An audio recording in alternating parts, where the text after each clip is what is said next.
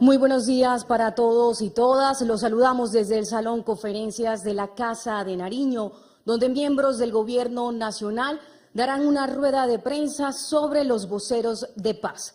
Saludamos a los medios de comunicación que nos acompañan de manera presencial y a la audiencia que se conecta a esta hora a través del canal institucional, las redes sociales y la página web de la Presidencia de la República.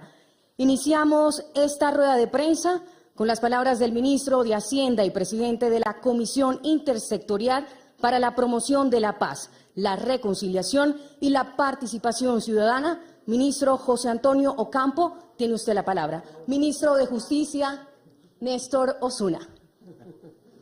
Bueno, muy buenos días. Muchas gracias por haber concurrido a esta rueda de prensa. Quisiera primero ponerlos en contexto de la forma como ha operado la Comisión Intersectorial que conformó el Gobierno Nacional, cuyos miembros estamos aquí presentes. Para dar aplicación a la atribución presidencial de designar voceros de paz a miembros de organizaciones sociales y humanitarias, la Comisión se reunió todos los días de esta semana y analizó primero en qué labores podría ser útil la actividad de líderes sociales, de personas que puedan contribuir a lo que podríamos llamar la paz del barrio, es decir, el desescalamiento de la conflictividad social, de esas condiciones a veces muy tensas de convivencia que hay en algunos lugares del país. Luego de analizar eso, miramos qué personas que estuvieran privadas de libertad con ocasión de hechos ocurridos por las protestas sociales de los años recientes formaban parte de organizaciones sociales y humanitarias, tal como lo establece la ley, y pudieran realizar esas tareas que, según la Oficina del Comisionado de Paz, pueden ser muy útiles para restablecer esa convivencia armónica, para desescalar la conflictividad, para reconciliar, en últimas, a los colombianos que no forman parte del conflicto armado o de alguno de los conflictos armados que tenemos, pero que sí están en unas situaciones de convivencia difíciles, tensas, con episodios de violencia, con intolerancia, con odio. Por eso lo podríamos llamar la paz del barrio. Una vez que teníamos claros esos parámetros, analizamos más de 200 perfiles, 200 hojas de vida de personas que están privadas de la libertad por hechos relacionados con la protesta social. Miramos que pudieran tener utilidad para esos efectos que nos habíamos propuesto. Verificamos que formaran parte de alguna organización social, juntas de acción comunal podría ser, o alguna otra organización social, y le recomendamos al presidente de la República que designara voceros de paz a 7 personas. El presidente de la República anoche designó esas 7 personas como voceros de paz. Ninguna de ellas está condenada. Hay 2 mujeres, 5 muchachos, unos están en detención domiciliaria, otros están en detención carcelaria. Esas 7 personas se llaman Arles Andrés Bolaños Semanate, Adriana Esperanza Bermeo Súa, Santiago Márquez Charris, Laura Camila Ramírez Enciso, Juan Sebastián Galeano Correa, Álvaro Andrés Duque Ruiz y Bremen Inestrosa. 2 están en Bogotá, 2 en Medellín, 2 en Popayán y 1 en Cali. Estas 7 personas tienen que firmar, esto está en curso, tienen que firmar un acta de compromiso con el Comisionado de Paz, en el cual se les asignan unas tareas precisamente de facilitación de la convivencia, además de las tareas específicas que a cada uno de ellos se les encomienda. Van a tener atención psicosocial. La Universidad del Valle les ofrece, y hemos determinado que sea obligatorio para ellos, tomar un diplomado virtual en construcción de paz y gestión de conflictos sociales y por supuesto siguen atendiendo los requerimientos que los jueces hagan, porque esta designación como voceros de paz no afecta para nada el curso de los procesos judiciales que se les siguen actualmente a cada uno de ellos. Tendrán que acudir a las citaciones que los jueces profieran. Y bien, el procedimiento es el mismo que se utiliza según la Ley de Orden Público, que la vieja Ley 418, tantas veces reformada, la última de ellas por la Ley 2272 de este año. Es decir, el presidente expidió ya las resoluciones en que designa a estas personas como voceras de paz. Esas designaciones, esas resoluciones se remiten a la autoridad judicial que tenga a su cargo el caso para que proceda de conformidad con lo que dispone la ley, esa ley de orden público, ahora llamada Ley de Paz Total. Esa es, digamos, en líneas generales la presentación que podría hacerles. Ninguna de estas personas tiene indicaciones por delitos de lesa humanidad, ni homicidio, ni delitos sexuales, ni delitos contra menores de edad. Se trata ni tortura. Son delitos de afectación de bien público o privado, obstrucción de vía pública, obstrucción de medios de transporte público, irrespeto a autoridades, ese tipo de imputaciones, aunque lo que más tuvimos en cuenta no fue, lo que más tuvimos en cuenta para recomendarle al presidente no fue tanto los delitos, sino la utilidad que pueden prestar para la reconciliación del barrio. Ese es, digamos, el sentido de la figura, que estos jóvenes puedan con su labor ayudarnos a restablecer ese tejido social que se ha roto por las situaciones de fractura social, de protesta, de pobreza extrema, de dificultades que tiene la vida en nuestro país y que la ha tenido en los últimos años. Para responder sus inquietudes, sus preguntas y para aclarar del mejor modo posible la situación, aquí estamos a disposición suya para las preguntas que quieran hacernos al respecto. Muchas gracias, ministro Osuna. Precisamente a los medios de comunicación que están aquí presentes, quienes estén interesados en hacer preguntas, por favor acercarse a Liliana González. Sin embargo, iniciaremos con la periodista Alejandra Uribe de la W. Buenos días para todos. Aquí estoy, ministro.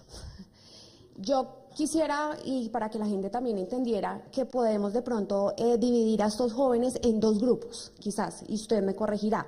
Unos, los de la primera línea, otros, los gestores de paz, a los que se les va a entregar 1 millón de pesos. Que haya esa aclaración. ¿Qué diferencia va a haber entre estos dos grupos? Si son los mismos, si no son los mismos. Y ahora que usted nombra estos voceros de paz y dice que tienen que tener un diplomado, ¿de dónde va a salir el dinero para ese diplomado? Para que ellos pues también de una u otra forma tengan el conocimiento para salir a hacer ese proceso como de reconciliación. ¿De dónde va a salir el dinero para estos dos grupos? Si son el mismo grupo, ¿cómo va a ser este balance económico? Bueno, con mucho gusto. Mira, se trata efectivamente de dos programas distintos.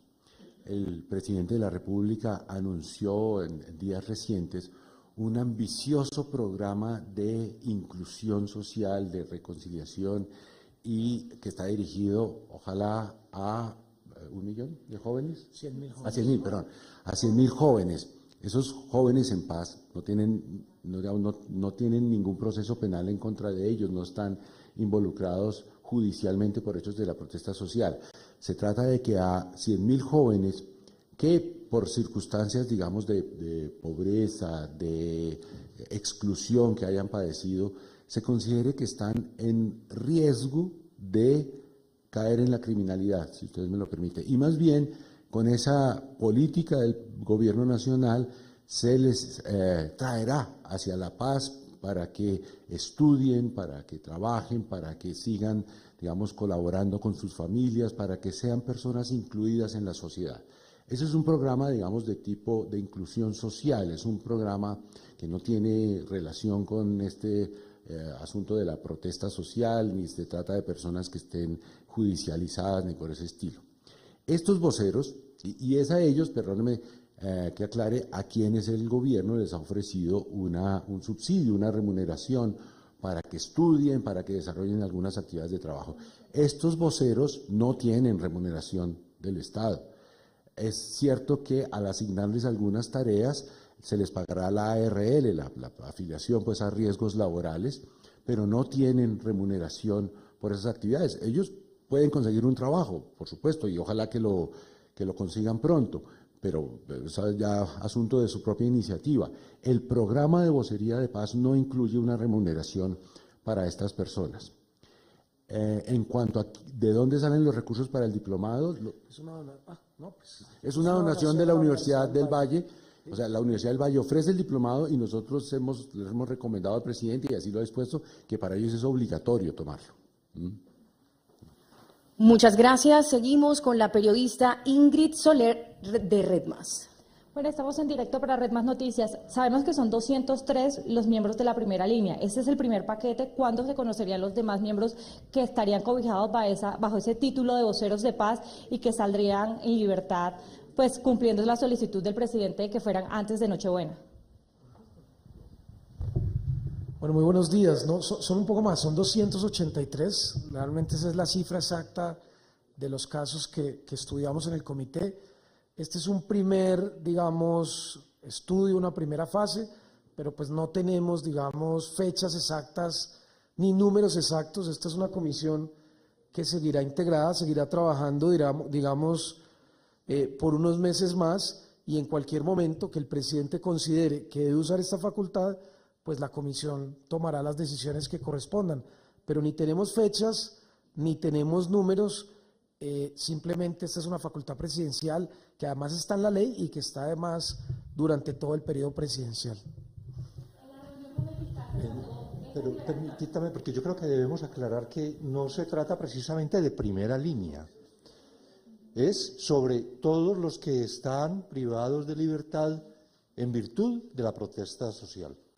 Entonces, la revisión que venimos haciendo, y que este es el primer resultado de los 7 jóvenes que resultan seleccionados, designados como voceros, es una primera selección. Seguiremos en la evaluación, es una tarea que la comisión designada adelanta, y en la medida en que vamos teniendo resultados, pues vamos informando de acuerdo con las decisiones que el señor presidente adopte. ¿El fiscal tuvo anoche conocimiento de estos que van a ser liberados? Sí, tuvimos una extensa y muy fructífera reunión anoche con el presidente de la República. La presidía, estaba el señor fiscal, la señora vicefiscal, estábamos los miembros de la comisión, y el fiscal pues tiene toda la información que les estamos entregando a ustedes ahora. Encontramos una enorme disposición de la Fiscalía General de la Nación a sumarse a esta iniciativa de reconciliación, de paz, y entonces también el fiscal, desde las atribuciones que tiene como Fiscal General de la Nación, estudiará la posibilidad de aplicar el principio de oportunidad para otras personas que también están judicializadas, y que vamos de trabajar conjuntamente en ese propósito, que es un propósito del país, no es un propósito de una autoridad o de otra, sino es ese propósito que nos merecemos los colombianos de vivir tranquilos, de vivir caminando por cualquier barrio del país sin tener temor de fronteras invisibles, de pandillas, de si este grupo no puede pasar hacia esta otra finca. De ese tipo de situaciones se trata, porque estas personas, estos 7 jóvenes y asimismo muchos otros que participaron en las protestas sociales y están judicializados por ellos, no son ninguno miembro de grupos armados ilegales, son miembros de organizaciones sociales que, por razones que todos recordamos y que a veces no se ponen de presente lo suficiente, de las razones que justificaron ese estallido social y esa protesta social, pues tenían ese propósito de mejorar la sociedad. Y nuestro propósito es que eso se pueda lograr de modo pacífico, de modo reconciliado. Ese es el sentido de la figura. Muchas gracias, ministro. Seguimos con Felipe Quintero de RCN Noticias. Muy buenos días para todos, en directo para Noticias RCN. Señor Ministro de Justicia, ¿cuál va a ser el papel de los jueces? Se ha hablado de la independencia de poderes y tras la expedición de este decreto, ¿cómo van a actuar los jueces? Y la segunda, ¿vienen más voceros de paz? Con mucho gusto, mire. Designación de voceros de paz es un muy buen ejemplo de la separación de poderes, porque la Constitución Nacional y la Ley 2272 le asignan al presidente la obligación de conservar el orden público y restablecerlo donde fuere turbado, y esta ley es la ley, digamos, que desarrolla ese precepto constitucional. Solamente el presidente de la República, en ese esquema de división de poderes, puede designar voceros de paz, nadie más. Esa atribución, como forma parte del esquema constitucional nuestro, por supuesto que es controlable, como todos los actos del presidente de la República, como todos los actos de cualquier autoridad, y esos controles están activados y sobrevendrán. Esta designación de voceros no interrumpe, no interviene, no interfiere con ningún proceso judicial. Los jueces continúan con los procesos, el gobierno no forma parte de esos procesos judiciales, no está involucrado en ellos, esos procesos siguen. Si alguna de estas personas es llamada a un interrogatorio, tiene que concurrir al interrogatorio. Si alguna fuera condenada, la condena altera su situación judicial, por supuesto. Entonces, digamos que la medida es plenamente respetuosa del esquema de división de poderes que nos afecta, en el que estamos comprometidos todos, el gobierno nacional, el legislador, el poder judicial, que también siempre ha sido respetuoso de la división de poderes. Muchas gracias. A continuación escucharemos la pregunta de Valentina Herrera de Blue Radio. Ministros, buenos días. Entonces, para reiterar, en estos momentos estamos en vivo para Blue Radio. Reiterar cuándo van a salir en libertad, cómo van a ser esos cronogramas de trabajo y cuál es la vinculación, si es directa o no es directa con la denominada primera línea, o más bien cuáles son esos perfiles que ustedes priorizaron en estos primeros 7 nombres escogidos. Bueno, muy buenos días y un saludo a los oyentes de Blue que están en este momento escuchando. Los perfiles, comienzo por la última parte, los perfiles de las personas que se han recomendado y que el presidente ha acogido en su facultad legal de solicitar la suspensión de la medida cautelar de la detención, son el de Santiago Márquez, es un estudiante universitario del área de pedagogía en Bogotá. Tenemos una anécdota con él que nos conmovió mucho para recomendarlo, y es que estando aquí en la cárcel Modelo lo visitó el rector de la Universidad Pedagógica y después escribió una columna en la que dijo será un gran maestro.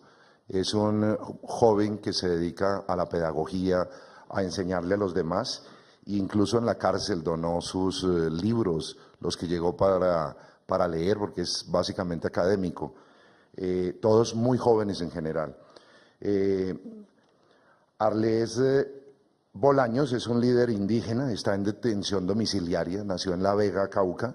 Como anécdota, hace 2 días se encadenó el alcalde de La Vega, Cauca, en la Dirección de Planeación, un pueblo supremamente humilde y lleno de grandes tragedias sociales, para que el alcalde venga a llamar la atención.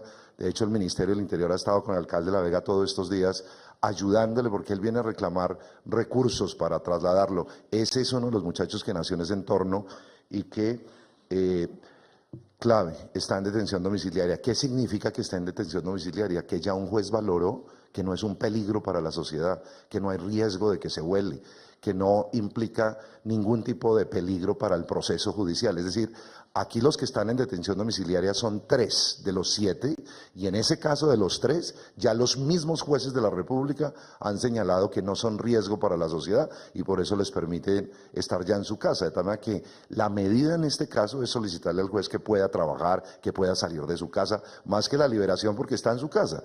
De tal manera que tienen 3 esa característica. Adriana Esperanza Bermeo es una líder de causas animalistas, es una mujer también muy joven, es una joven bogotana dedicada a ese tipo de actividades. Laura Camila Ramírez, que está también en detención domiciliaria, trabaja incluso en la protesta social, no tiene que ver nada con las líneas ni nada parecido.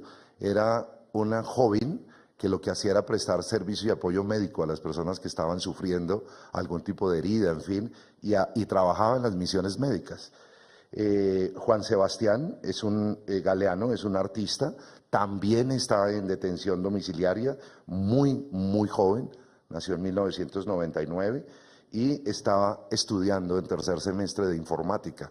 Esos muchachos, esos jóvenes, yo cuando pienso en ellos y conozco sus historias que están sobre los 20 años, pienso en mi hija menor de 20 años que además ella caminó en las protestas aquí en Bogotá y perfectamente hubiera podido estar en el lugar equivocado y perfectamente pudo ser detenida. Este es el tipo de jóvenes estudiantes. Salieron de la casa a protestar en medio muchas veces del hambre que generó la pandemia. Una cosa que es realmente, yo creo que los colombianos entienden, que conmueven realmente estas historias. Álvaro Andrés Duque y Bremen Inestrosa son dos jóvenes, uno de ellos es padre de una niña de 8 años, pero ambos son supremamente jóvenes. Uno es un tallerista, ambos artistas, uno es campesino, el otro es, ambos son líderes estudiantiles, campesinos, y ambos pertenecen a organizaciones sociales que pretenden la construcción de vivienda de la gente más humilde en el departamento del Cauca. Este es el perfil de las personas que le recomendamos al presidente revisar y agradecemos al presidente además que haya acogido. ¿Qué va a pasar con ellos en el procedimiento? Era la segunda pregunta. Lo que hacemos nosotros es entregar estos perfiles al presidente, hacer la recomendación, el presidente los acoge mediante una resolución y esa resolución debe ser notificada en el día de hoy, esperamos, a los jueces competentes para que procedan a ejecutar la decisión que se ha tomado por parte del presidente. Ya es un procedimiento, digamos, jurídico. En el entretanto, ya lo señaló el señor ministro de Justicia, deben suscribir un acta de compromiso. El acta es fundamental porque no pueden cometer ningún tipo de conducta que atente contra ningún tipo de derecho de nadie. Aquí se trata es de lanzar un mensaje de que los jóvenes se incorporan a la defensa de la paz, de la convivencia ciudadana y que van a ayudar fundamentalmente a pacificar y a crear un ambiente de paz en el país. Pero entonces, para complementar, ustedes cuando revisan estos perfiles nos cuentan, digamos, características muy de aporte a la cultura, a la ciudad, al barrio, pero entonces, ¿qué pasaba con las acusaciones de la Fiscalía? Porque esas acusaciones resultaban siendo graves y por algo seguían los procesos, independiente de que estuvieran en la cárcel o en su domicilio. Yo me remito a lo que acaba de mencionar el señor ministro de Justicia. Los delitos son, por ejemplo, obstrucción de vía, obstrucción del sistema de transporte. Son típicos hechos dados alrededor de la protesta social. Insistimos con toda la claridad, este gobierno respeta la protesta social, respeta el derecho de libertad de expresión que tienen los colombianos, no comparte la violencia en el escenario de la protesta. Por eso no nos involucramos en los procesos judiciales, tanto la Fiscalía como los jueces conservan su competencia. Los jóvenes que estamos anunciando que recuperarán su libertad van a tener que seguir sometidos al imperio de la justicia, a los jueces de la República. Si son condenados tendrán que pagar sus penas y tienen el deber con la sociedad de que cuando firman las actas cumplan las tareas que se les van a entregar, hagan parte de los procesos que van a hacer para ayudar a crear un clima de paz y de superación de conflictividad en Colombia y bajo ninguna circunstancia pueden ampararse en esta decisión para cometer cualquier tipo de conducta inapropiada. Muchas gracias, ministro. Seguimos con la pregunta de Tatiana Gordillo de Noticias Caracol. Estamos en vivo en Noticias Caracol y quisiera que me hicieran una precisión y le hicieran a la opinión pública una claridad. Por ejemplo, en casos tan sonados como el de alias 19, él tendrá sí o sí que completar su condena. ¿Y qué va a pasar con los policías? ¿Los policías también podrían acceder a esto, ser liberados?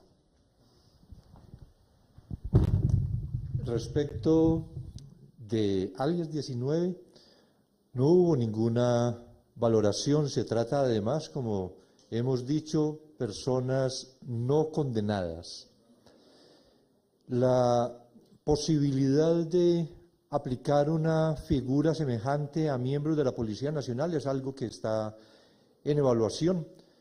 Lo que dispone la ley 2272 es que pertenezcan a organizaciones sociales, comunitarias, humanitarias, de manera que no se aplicaría esta ley precisamente en esos términos a miembros de la Policía Nacional, pero la Comisión está examinando la posibilidad que esto pudiera ocurrir mediante otro instrumento legal. Muchas gracias, ministro. Y finalmente terminamos con la pregunta de Andrea Olaya, de Cable Noticias. Ministros, muy buenos días. Dos preguntitas. Uno, exactamente en qué fecha estos 7 jóvenes saldrán precisamente para ser parte de estas mesas de diálogos. Pues, pronto, porque mire, el procedimiento que se sigue es el siguiente. Anoche el presidente firmó las resoluciones, se estarán notificando el día de hoy, supongo. Esto se le pasa a la oficina del comisionado de paz. El comisionado de paz lo remite a la autoridad judicial o fiscalía, en este caso es autoridades judiciales todos, a que tenga la competencia del caso para que ejecute la decisión. Si ya hoy es viernes, pues supongo que a principios de la próxima semana se habrán ya hecho esas efectivas. Y claro, una vez, aunque eso ya está en curso también, hayan suscrito la carta de compromiso con la oficina del comisionado de paz de cumplir con las tareas que se les asignen. Entonces, una medida de ejecución pronta. Digamos, para que ustedes tengan un paralelo, la aplicación de la figura es la que desde hace muchos años está prevista en la Ley de Orden Público, en la Ley 418 que se ha venido prorrogando. El presidente expide la resolución y por medio de la oficina del Alto Comisionado para la Paz se le remite a la autoridad que tenga a su cargo la persona detenida para que aplique la consecuencia jurídica del caso. Para terminar, una última pregunta, como el ministro Iván Velázquez afirmó que no todos hacían parte de la primera línea. De estos 7 jóvenes, ¿cuáles sí hacen parte de la primera línea? ¿1, 2, 3 o cuáles? ¿O ninguno? Digamos, como ese dato no aparece ni en el expediente ni en su perfil, no fue un dato que nosotros tuviéramos en consideración. Le dije, la forma como operó la comisión es la que he mencionado. ¿Qué tareas necesitamos? ¿Quiénes pueden cumplir esas tareas? Y, por supuesto, también mirar unas imputaciones que fueran por delitos que podríamos considerar leves. No hay delitos de lesa humanidad, ni sexuales, ni homicidios, ni torturas, nada de eso. Y la pertenencia a la adscripción a una organización social o humanitaria. Respecto de cada uno de estos 7, hay una certificación de una organización social de que estas personas forman parte de esa organización, pero el término que usted menciona no fue tenido en cuenta por nosotros. Gracias, ministro. Muchas gracias a los miembros del Gobierno Nacional, a los medios de comunicación que nos acompañaron en esta mañana y, por supuesto, a la audiencia del canal institucional. De esa manera damos por finalizada la rueda de prensa sobre los voceros de paz. ¡Feliz día! Hola, bienvenidos al Tercer Canal. Síganme. En más de un año de creación hemos podido acercarnos cada vez más a la Colombia profunda. Gracias. Y poder acompañar el sentimiento popular de una generación que quiere que la dignidad se vuelva costumbre. Ustedes, los seguidores del Tercer Canal, son la razón por la cual nosotros podemos seguir realizando nuestro trabajo día a día.